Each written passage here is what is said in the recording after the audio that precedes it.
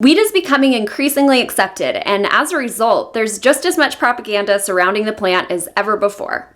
Some claim stoned drivers will bring disastrous consequences. What's to keep somebody from getting all potted up on weed and then getting behind the wheel? But a recent study from the same federal government that keeps weed illegal found stoned drivers were no more likely to crash than sober drivers, and were far less dangerous than drunk drivers. Others, like Attorney General Jeff Sessions, claim violence goes up when cannabis is more available, but data shows there's no correlation between access to cannabis and rates of violence.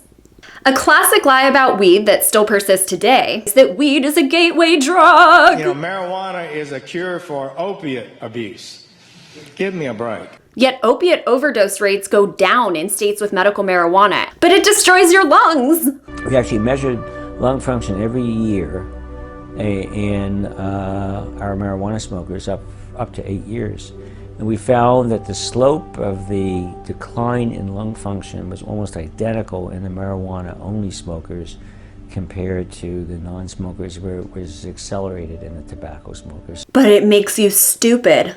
The study that implied that was widely criticized, and another study of twins found there was no difference in adolescent IQ between weed smokers and non-smokers. But surely, legalizing makes kids do it. Not according to data out of Colorado, which shows there was no uptick in marijuana use when it was legalized. In fact, the state had lower rates of teen use than other parts of the country. It can't treat cancer, that's a hoax. Even the government's own cancer website admits that in laboratory testing, cannabinoids have been shown to shrink tumors, kill cancer cells, and inhibit their growth. So to claim with certainty it doesn't or can't treat cancer is just ignorant and regressive at this point. On that note, government agents and agencies especially like to claim that cannabis hasn't been studied enough to be approved for use as medicine. Yet the FDA, which insists the plant must remain classified as a dangerous drug, is perfectly okay with short-term drug studies funded by major pharmaceutical companies and conducted by doctors on the payroll of pharma giants. But despite the thousands of articles on PubMed showing the great medical potential of cannabis, combined with endless anecdotal evidence, somehow weed just isn't okay. Except when it's synthesized by a major pharmaceutical company and approved by the FDA. It's for lazy, bad people. Good people don't smoke marijuana.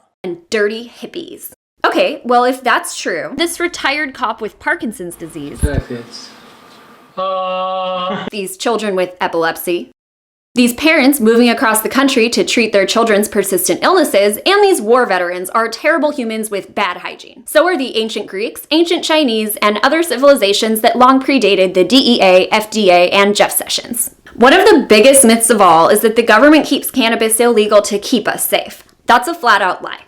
A former Nixon aide admitted in the 1990s that weed was particularly demonized to smear anti-war and black activists. Cannabis and hemp are also a threat to big pharmaceutical companies and the billions they generate, as well as big liquor and all the industries hemp could put out of business for its durability, efficiency, and sustainability. And finally, if you peacefully break the outdated law to use or sell cannabis without hurting anyone, you could end up the victim of brutal, violent assault and unjust incarceration.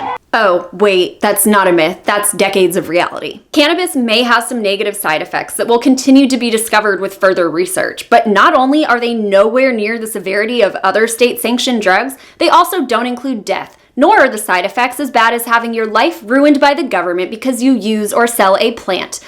Ultimately, you don't have the right to restrict my peaceful behavior because you think you know what's best for me, and neither does the government. It's about freedom, and we have no authority to tell others how to live and behave if they aren't hurting anyone. It's about being liberated in your mind and knowing you have the basic human right to experiment with your own consciousness or treat your own illnesses. So on that note and in that spirit, now I'm going to hit this non-psychoactive CBD joint that my government still swears to me isn't safe.